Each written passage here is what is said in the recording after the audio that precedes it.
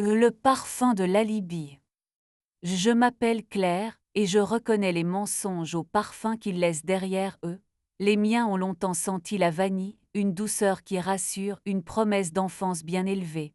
Ceux de Thomas, mon mari, ont pris ces derniers mois une odeur plus précise, plus obstinée, l'orchidée blanche.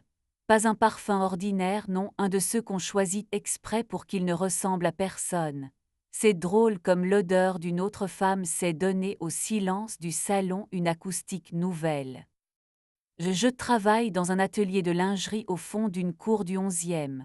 Ma patronne, Faustine, dit que je redresse la pudeur des femmes avec mes aiguilles, que je mets des ailes aux épaules. Mes doigts connaissent la mémoire des tissus, savent où laisser du vide et où serrer la matière pour qu'un dos reprenne confiance et qu'un ventre saute à nouveau. On pourrait croire que je vis entourée d'intimité, c'est vrai, mais l'intimité des autres ne vous protège pas de la vôtre. Elle vous y ramène, encore et encore, comme une marée. Le soir où tout a commencé, j'ai trouvé, dans la poche intérieure de la veste de Thomas, un petit étui rigide avec l'emblème d'un hôtel, le velours, une carte magnétique dormait à l'intérieur. Thomas est architecte, il travaille parfois tard. Je n'ai pas paniqué, j'ai noté simplement la délicatesse avec laquelle il avait glissé l'étui à l'abri du frottement, comme on met un secret sous verre. Plus tard, dans notre salle de bain, j'ai senti sur sa chemise cette orchidée. Une odeur aérienne et têtue, comme si quelqu'un avait mis une fleur. Je n'ai rien dit, je ne sais pas crier. Je sais regarder, je sais attendre, je sais s'il le faut déplacer une pièce d'un millimètre jusqu'à ce que la couture tombe juste. Les jours suivants, j'ai cousu plus longtemps, j'ai parlé peu. J'ai commencé à écouter la ville à d'autres heures, celles où les couples se séparent au feu rouge, celles où les ascenseurs comprennent l'indécision humaine. Je suis passé devant le velours un fin d'après-midi. La façade jouait avec la lumière, le marbre à l'intérieur promettait un silence cher. À la réception, j'ai demandé. Le jeudi donc, je suis revenue. J'avais choisi une robe bleu nuit qui offrait mes clavicules au regard sans rien concéder d'autre. Au bar, les tabourets étaient couverts d'un velours anthracite moelleux comme des excuses. Le pianiste, un homme aux cheveux sombres, jouait des standards avec une retenue à laquelle je ne résistais pas. Il avait ses mains fines qui savent promettre sans appuyer. Quand il a levé les yeux, nos regards se sont trouvés. C'est toujours un moment dangereux, ce premier contact où l'on décide si l'on est le lieu d'un malentendu ou d'une vérité. Bonsoir, m'a-t-il dit entre deux accords. Vous avez une manière de tenir votre verre qui donne envie de jouer plus doucement. J'ai souri. Et vous avez une manière de regarder qui donne envie de ne plus boire. Il a ri sans vanité. Plus tard, pendant sa pause, il s'est assis près de moi. Gabriel, Claire, il n'a pas demandé si j'attendais quelqu'un et je lui en ai été reconnaissante. Nous avons parlé de choses sans importance avec une attention rare. La meilleure heure pour marcher au bord du canal, la manière dont la pluie. Thomas n'est pas venu ce soir-là. J'avais presque honte d'en être soulagée. Gabriel m'a proposé une deuxième boisson, j'ai décliné, il n'a pas insisté. Je joue demain aussi, a-t-il glissé comme on donne une adresse au cas où. Je suis rentrée chez moi à pied, j'ai traversé la ville comme on traverse un souvenir sans se presser. Dans l'ascenseur, une bouffée de l'orchidée blanche m'a sauté au visage. Thomas dormait déjà un bras sur le front théâtral jusque dans l'abandon. J'ai déposé mon sac, j'ai regardé son profil. J'ai eu envie de passer. Le lendemain, Faustine m'a confié une commande délicate, un body de soie pour une cliente qui voulait réenchanter les dimanches. J'ai travaillé l'après-midi entier sur une courbe récalcitrante au niveau des hanches. La soie refusait d'obéir. Je me suis surpris à parler à la matière. Rends-toi utile, ma belle, cède un peu, laisse une place à la respiration. La soie finit par consentir comme c'est presque toujours le cas. Le soir, j'ai glissé la pièce sur un mannequin, j'ai pris du recul et j'ai pensé, si les corps savaient parler.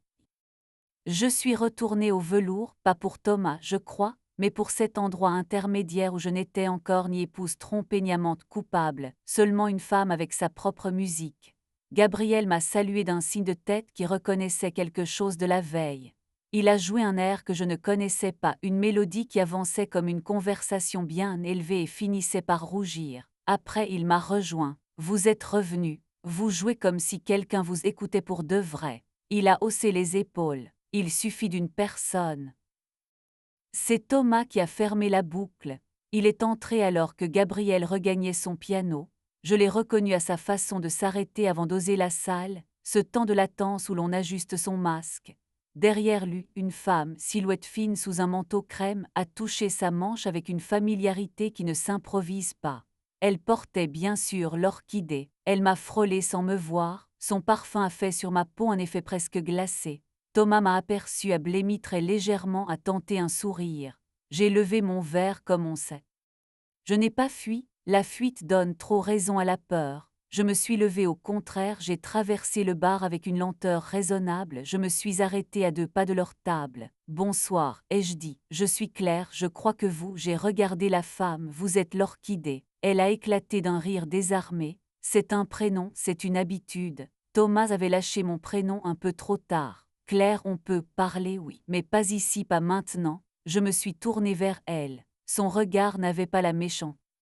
Je suis sortie prendre l'air. Gabriel m'a suivi 2 minutes plus tard, un manteau sur l'épaule. Vous tremblez, je me souviens, ai-je dit. De quoi, de moi? Il m'a enveloppé du manteau sans toucher mes bras. La ville nous a offert un souffle tiède venu des cuisines, je me suis surprise à rire. Il a souri patient. Vous voulez que je vous raccompagne? Non. Je veux que vous jouiez encore un morceau pour moi puis je rentrerai. Il a hoché la tête. Au piano, il a laissé ses doigts poser un baume sur ma soirée. Je suis partie. À la maison, Thomas m'attendait dans la cuisine. J'ai posé mon sac, j'ai placé entre nous la carte du bar du velours. Je l'ai trouvé dans ta veste, ai-je dit simplement. Il s'est frotté les yeux. Claire, il s'est lancé dans une version de l'histoire où les accidents ont une volonté propre, où l'alcool excuse la répétition, où la solitude se confond avec l'orgueil. J'ai levé la main. Je ne veux pas la topographie de vos draps, je veux la géographie de ton cœur. J'ai eu peur, a-t-il dit. De quoi? De te perdre, puis de... J'ai chez Faustine, la chambre d'appoint sentait le savon au citron et le tissu repassé. Je n'ai pas pleuré. J'ai dormi comme on dort après avoir franchi un pont qu'on repoussait depuis des mois. Le matin, j'ai trouvé un mot sous la porte. On couvre tes rendez-vous. Prends le temps. PS. Le velours est un tissu fourbe, il garde la trace du moindre frôlement. Le satin lui pardonne, choisit. J'ai souri. J'ai marché dans Paris avec le genre d'attention qu'on offre aux villes quand elles vous tiennent encore. Gabriel m'a écrit le soir même. Pas un message envahissant, une phrase qui savait se tenir. Je joue dimanche à 18h, répétition ouverte. Si vous avez besoin d'un banc qui comprend, je garde une place. Je n'ai pas répondu tout de suite. J'ai laissé le dimanche venir à moi. À l'atelier, j'ai terminé le body de soie. La cliente est arrivée, a enfilé la pièce derrière un paraphe et quand elle est sortie, j'ai vu sa façon de redresser la nuque. Elle s'est regardée longtemps. On dirait que j'ai retrouvé mes épaules, a-t-elle murmuré. Je suis allée au velours vers 17h50. La salle était presque vide, la lumière généreuse, l'orchidée absente. Gabriel, concentré, répétait un passage comme on apprivoise un cheval. J'ai attendu qu'il s'arrête. Vous gardez toujours vos promesses, un musicien n'a que ça. Nous avons parlé doucement. Il n'a pas posé de questions sur Thomas, il a posé son regard sur mon visage comme on pose la main sur une table en bois avec respect. Vous voulez un café? Non. Je veux un morceau rien que pour moi, mais Patrie. Après nous avons marché le long du boulevard. Il n'a pas essayé de me prendre le bras. Je l'ai fait naturellement à un passage clouté. Sa chaleur m'a rassurée sans me posséder. Il m'a ramené jusqu'au porche de Faustine. Je peux monter? Non, mais tu peux m'embrasser. Le tutoiement est venu sans prévenir. Il a posé ses doigts sur ma joue, a hésité un battement, a déposé un baiser qui respectait ma bouche et l'invitait à parler une autre langue. Je l'ai goûté comme on goûte un vin qu'on avait juré de garder pour plus tard. J'ai fermé les yeux, j'ai souri. Nous n'avons pas brûlé d'étapes, c'était mieux. Nous avons multiplié les bancs, les cafés, les coins de trottoir. Les dimanches ont cessé d'être une zone sismique. Une fois au studio, il donnait des cours, nous avons dansé sans musique, juste nos souffles pour tempo, mes doigts au revers de sa nuque, sa main qui découvrait la courbe de mes reins avec la prudence d'un homme qui veut apprendre sans abîmer. Nos corps se sont approchés comme des idées longtemps refusées. Nous avons gardé nos vêtements plus souvent qu'on ne pourrait le croire. Quand nous les avons laissés, Thomas et moi avons signé un accord provisoire. Pas de guerre, pas de compte sordide, une répartition de livres et de plantes comme des adultes qui savent que les objets ont des loyautés plus simples que les corps. Il m'a écrit un matin un message courageux, je fais une peau au velours, je comprends, j'espère que tu trouveras ce que je n'ai pas su t'offrir sans me perdre.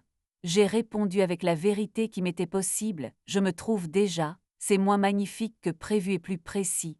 Il a levé notre alliance de la table basse. Le printemps s'est mis à ressembler aux affiches prometteuses de la mairie. J'ai livré des pièces à des femmes qui entraient dans nos cabines avec un sac de fatigue et ressortaient avec une clarté nouvelle autour de la hanche. Gabriel a laissé des partitions dans ma boîte aux lettres, des dessins au crayon de la cour, de mon profil quand je ne regarde pas. Il m'a appris à respirer avant d'embrasser, comme on laisse un vin s'ouvrir avant le premier verre. Certains soirs, nous montions au 6e étage d'un ami, sur un toit plat où la ville s'étendait comme un. Je ne sais pas si je crois à l'éternité. Je crois aux chambres bien aérées, aux peaux qui se souviennent de leur lumière, aux hommes qui vous laissent grimper les escaliers à votre rythme sans s'installer dans vos poches. Je crois à la place que l'on laisse au milieu d'un lit pour qu'une part de soi s'y allonge sans honte. L'orchidée blanche a cessé de hanter le couloir. J'ai choisi une autre odeur pour mes draps, le jasmin. Il n'essaie pas d'être extraordinaire, il fait simplement son travail de nuit. Il accompagne, il ne précède pas. Si vous passez au velours un soir, et qu'un pianiste joue une mélodie qui vous donne envie de tenir votre verre autrement, vous me verrez peut-être au bar, un carnet sur les genoux. Je dessine des silhouettes, des corsages, des doses qui se rappellent au monde. Parfois Gabriel me rejoint, effleure mon poignet, demande du bout des lèvres la permission de poser sa tête dans mon cou. Je la lui donne pas toujours. C'est cela, je crois, ma nouvelle fidélité, la possibilité du non sans la menace. Le parfum de la Libye a disparu. Il reste dans mes cheveux.